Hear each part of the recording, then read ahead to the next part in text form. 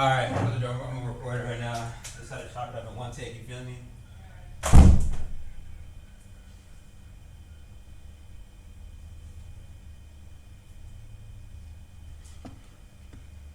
Shalom, it's No Limit Eddie, back with another video. You saw the thumbnail, you saw the title, make sure the lighting looks good.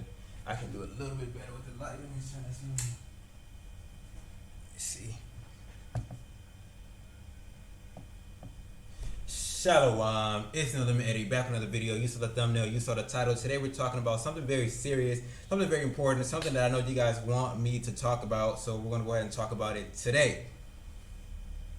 Apparently on Wednesday, August 25th, there was I guess you can say a mass shooting that occurred over in Salaam, Tanzania. If you guys don't know, I spent my last, 5-6 months in Salaam, Tanzania. It was a very good time. But apparently there was a mass shooting that happened there. So basically what happened was this man right here that you're seeing on the screen, he decided to, it basically said he had a pistol on him. How did he get a pistol? I don't know. From what I understand, private ownership of firearms is very difficult in Tanzania.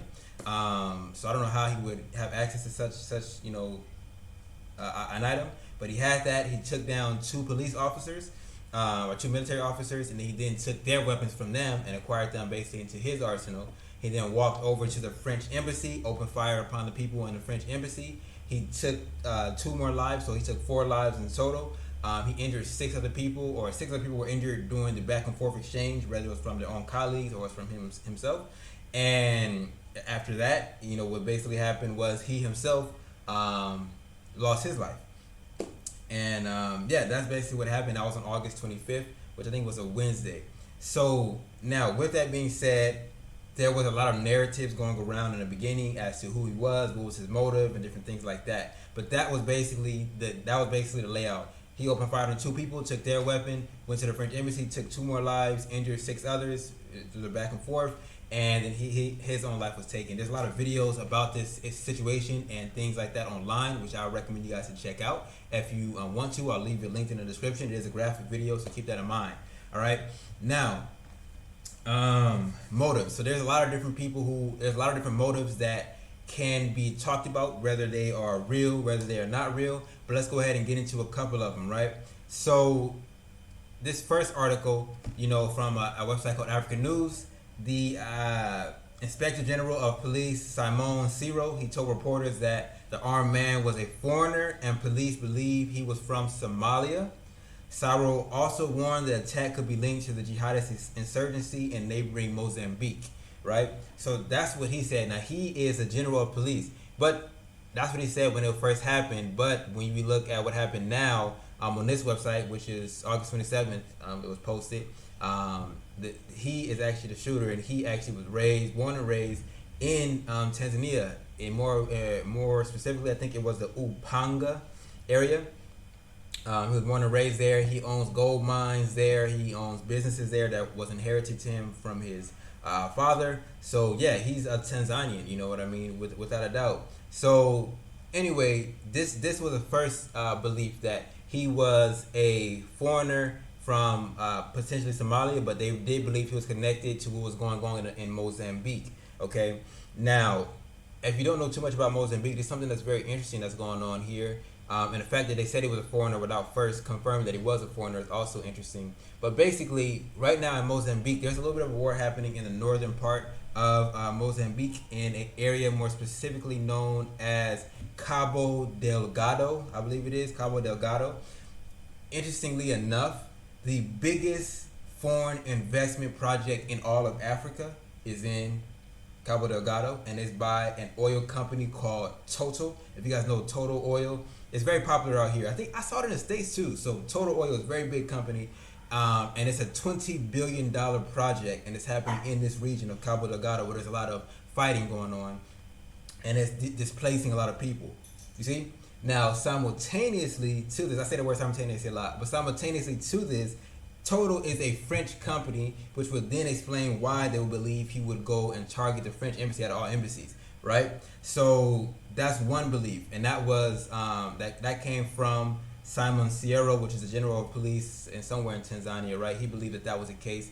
Now, simultaneously to that, this article here basically didn't mention anything about him being from another country because they found out he's from Tanzania. Now, basically, the one thing that they did say is, let me try to pull it up really quick, but it was basically talking about, okay, there we go. So they talked about this, that this dude was they interviewed people that he knew, people that he lived with, his neighbors, people he did business with, people from the gold mine that he owns, different things like that. And everybody was like, he was a cool dude, you know, he'd always stop by and greet us, he used to ride his motorbike, you know, he was very, very, very cool, very calm. And then they have this one segment in here, which said, he said during all the time he never saw him being violent, but noted that when he went to Egypt for further studies, he came back a changed man, more secluded, and would not speak to anyone other than greetings. So let's go ahead and keep that in mind. So now they're basically saying that he was cool. One day he went to Egypt to further study, and you can assume what he was be studying while he was here. I'm actually in Egypt now. I was in Tanzania. Now I'm in Egypt. But essentially, yeah, he came back here for further studies, and when he went back, he was a changed man. Now, this is interesting to point out because this will link it to the second motive. Now, interestingly enough, this is not the first attack on an embassy that happened inside of Tanzania. Okay, there was another attack inside of Tanzania in 1998. It was the United States Embassy. It was actually blown up by let me go ahead and highlight it here. Attack were linked to members of the boom. You see the movement right here. I have my mouse hovering across it, as you guys can see, and that is linked to, of course, him.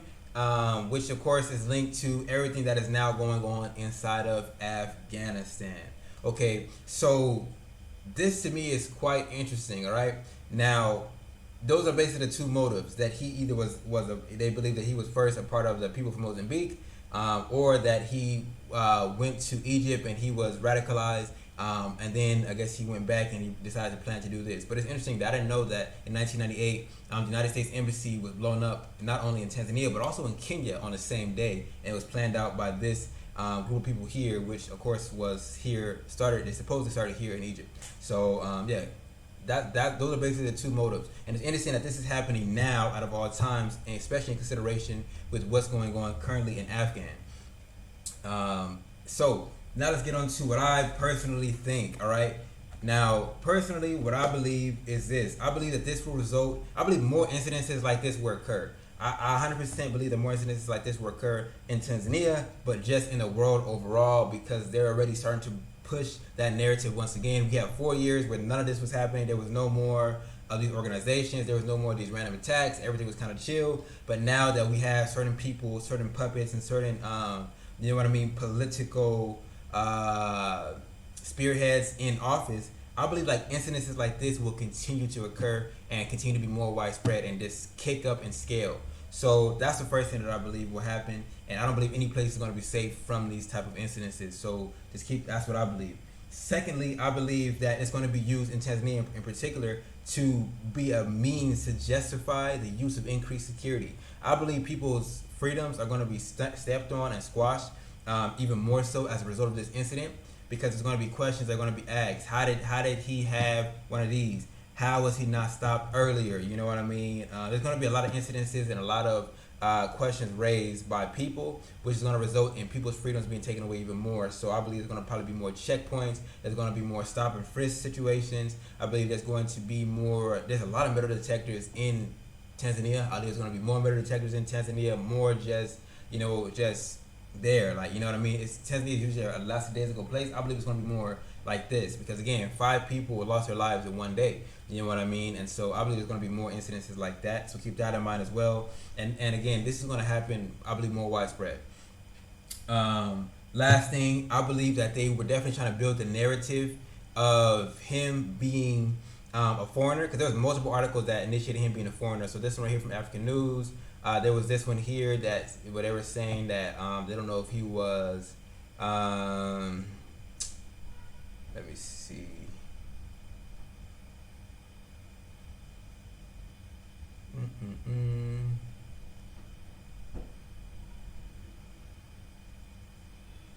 All right, so I can't see it here, but when I'm live, or not live, but I'm recording. But there was, in this article, they didn't know, where exactly he was from. They were, trying to say maybe he's a foreigner, but the foreigner narrative was definitely heavily pushed during the first rollout, the first push out, and that's when it's going to get the most attention and the most traction.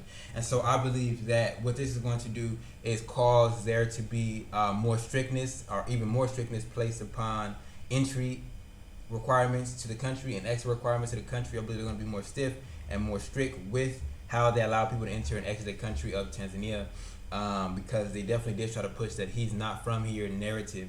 And that not only affects, the people who are already there, but the people who are looking to go there. I believe there's going to be a lot more scrutiny, because now they have a means. They were doing things without having anything to justify it. Now they have a means to justify why they're harsh and more like standoffish with foreigners. They have a reason to justify it now. So I believe it's going to only get a little bit more difficult for them over there. I believe there's going to be a large crack. And this is what I was seeing from a couple months ago. There's going to be a large crackdown in Tanzania when it comes to immigration. And when it comes to people manipulating the system, I believe it's going to be a large crackdown, and I feel like this is probably going to push it farther ahead. This is what I personally believe. Will it happen? Well, only time will tell.